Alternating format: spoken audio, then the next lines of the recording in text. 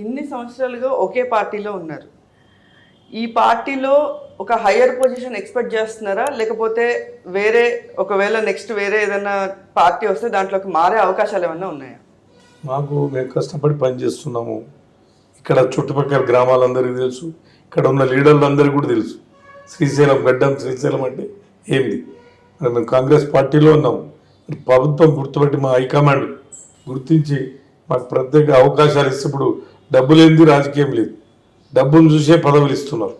మరి ప్రభుత్వం కాకుండా పార్టీ పరంగా ఏదైతే అధిష్టానం ఉందో స్వచ్ఛందంగా ఎవరైతే కష్టపడి పనిచేసే వాళ్ళని గుర్తించి వాళ్ళకు హోదా కల్పిస్తే మేము అది చేయడానికి రెడీ ఉన్నాం. డబ్బులు ఇచ్చి మాత్రం పార్టీ పదవి తెచ్చుకునే మాకు దాని ఆలోచన లేదు. మేము గతంలో కాంగ్రెస్ గవర్నమెంట్ లేకున్నా టీఆర్ఎస్లో ఉండి వాళ్ళు ఎంత ఆఫర్ చేసినా కూడా డబ్బు గురించి ఆఫర్ ఎప్పుడు కూడా మేము బెండగాలి. అది అవసరం లేదు మాకు. గుర్తించి కష్టపడి ఇన్ని సంవత్సరాల సంది పార్టీని వన్ వేగా నడిపించిండు అని రాష్ట్రం మా హైకమాండ్ వాళ్ళు గుర్తించి మాకు అవకాశాలు ఇస్తే ఖచ్చితంగా న్యాయం చేస్తాం. కానీ పార్టీ మారే అవకాశం మాత్రం పార్టీ మారే అవకాశం అయితే లేదు. సార్, ఇస్నాపూర్లో మీ పేరు వాడుకొని కబ్జాలు ఇవి జరిగాయని చెప్పి మాకు ఒక టాక్, దీనికి మీరేం సమాధానం చెప్తారు? మేడం, కబ్జా అంటేనే నేను ఫస్ట్ మా ఇంటి గేట్ బయట ఉంచుతాను. అటువంటి వాళ్ళని ప్రోత్సహించాం. వాళ్ళు ఎవరైనా కానీ, నా కార్యకర్త అయినా కానీ తప్పు చేస్తే సహించాం. మంచి పని వస్తే నేను ఏదానికైనా రెడీ ఉంటాను. కబ్జా అనే విషయం కాదు.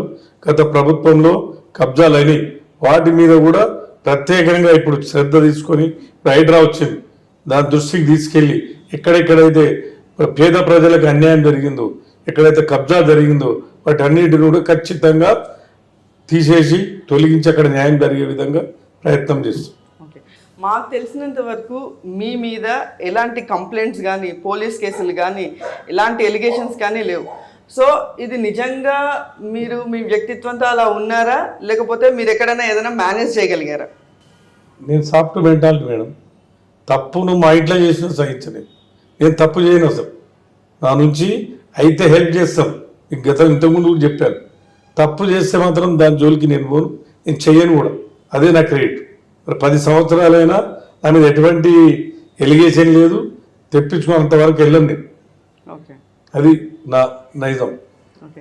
సో మీ పేరు వాడుకొని మీ వాళ్ళైనా సరే తప్పు చేస్తే క్షమించను అని అంటున్నారు.